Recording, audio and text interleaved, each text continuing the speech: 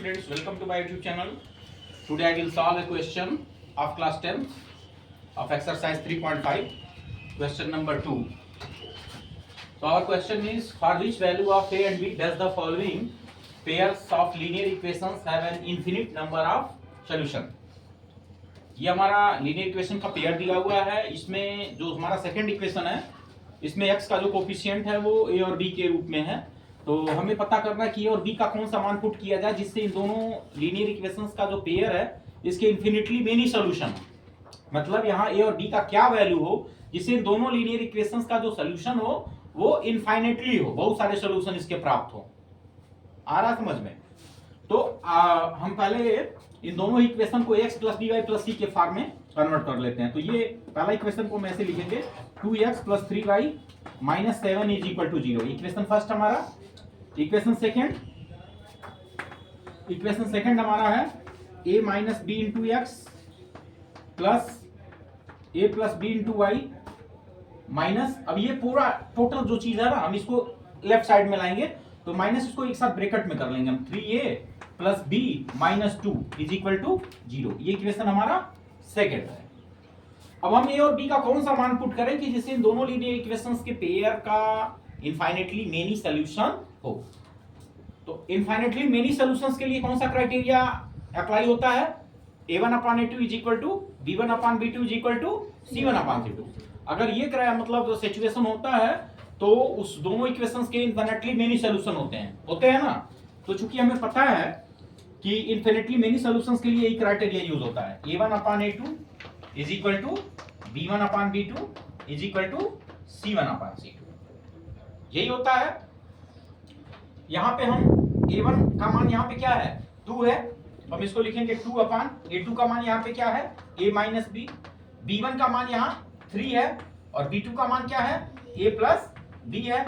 c1 का मान क्या है? माइनस 7 है और c2 का मान क्या है?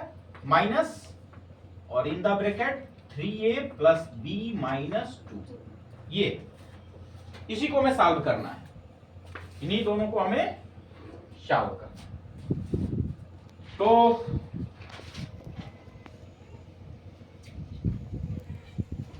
यहां से हम माइनस और माइनस को कैंसिल कर सकते हैं, ठीक है। अब हम क्या करते हैं, एक बार हम इसको बराबर कर लेते हैं, इन दोनों को इक्वल कर लेते हैं। तो इक्वल ही है ये, इन दोनों से एक समीकरण हम बना लेंगे। तो इसको हम लिख सकते हैं क्या? 2 upon a minus B is equal to 3 upon a plus B. अब हम a प्लस बी का मल्टीप्लाई 2 के साथ और a माइनस बी का मल्टीप्लाई 3 के साथ क्रॉस मल्टीप्लाई करेंगे। ये हो जाएगा 2 in the bracket a plus B is equal to 3 in the bracket a minus. अब ये हो गया 2a plus 2b is equal to 3a minus 3। ये हो गया 2a प्लस 3 को इधर ट्रांसपोज करेंगे minus 3a plus 2b minus 3b को इधर ट्रांसपोज करेंगे plus 3b is equal to 0। 2a minus 3 ये हो गया माइनस a और प्लस 2b प्लस 3b क्या हो जाएगा? Plus 5b is equal to 0। ये इक्वेशन हमारा थर्ड हो जाएगा। इसी तरह से हम इन दोनों को एक बार इन दोनों से एक इक्वेशन बनाएंगे। तो फिर लिखेंगे हम 3 upon a plus B is equal to, ये माइनस माइनस कैंसिल हो चुका है, इसको हम लिखेंगे क्या? 7 अपान 3a प्लस b माइनस 2। इसकी मल्टीप्लाई इसके साथ और इसकी मल्टीप्लाई इसके साथ। तो 3 का मल्टीप्लाई हम किसके साथ करेंगे? 3a प्लस b माइनस 2 के साथ। और 7 का मल्टीप्लाई किसके साथ करेंगे? a प्लस b के साथ। ये हो जाएगा 3 3 जा 9a प्लस 3b और माइनस 3 2 जा 6 और ये हो जाएगा 7a और प्लस 7b।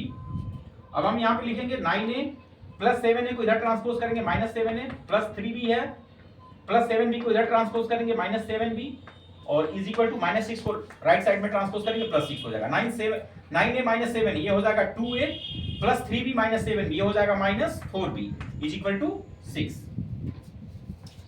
ये दोनों ये इक्वेशन नंबर हमारा फोर्थ हो जाएगा, या फिर हम इसको और सिंपलेस्ट फॉर्म में लिख सकते हैं।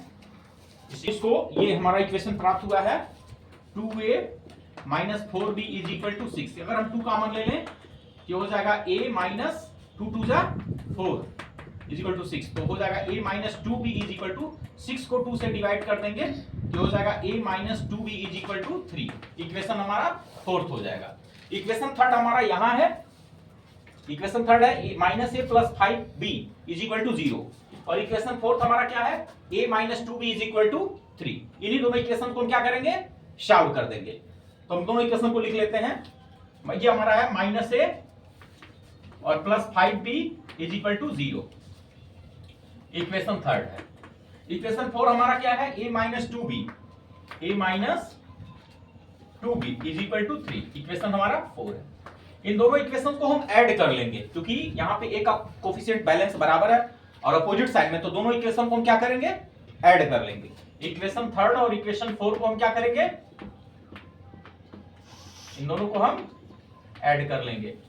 तो a और माइनस a कैंसिल हो जाएगा, 5b से 2b को माइनस करेंगे हो जाएगा 3b और 3 और 0 को ऐड करेंगे 3 हो गया। तो b का वैल्यू हो गया 3/3 यानी 3 1 जा 3।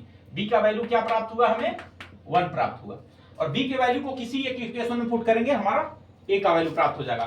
तो b के वैल्यू को हम इक्वेशन थर्ड में पुट कर देते हैं। इक्वेशन थर्ड हमारा है minus a plus 5b is equal to 0। ये हो जाएगा minus a plus 5 into b का वैल्यू हमने 1 पुट कर दिया, ये इज इक्वल टू क्या हो गया 0 हो गया।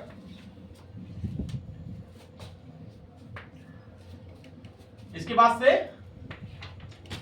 ये हो गया माइनस a और प्लस 5 1 जा 5 इज इक्वल टू 0 यानी minus a is equal to 5 को उधर ट्रांसपोज करेंगे minus 5, minus minus cancel, a का मान हो गया 5।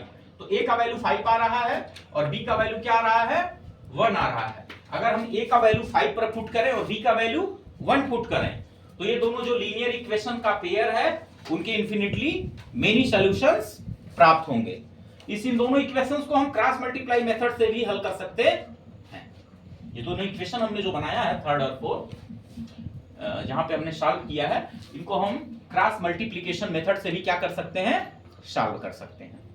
हमने यहाँ पे एलिमिनेशन मेथड से इसको हल किया हुआ है। तो a और b का मान, अगर a का मान 5 रखें b का मान 1 पुट करें दोनों इक्वेशन में, तो उससे जो हमें इक्वेशन प्राप्त होंगे उन दोनों का इन्फिनिटली मेनी सॉल्यूशंस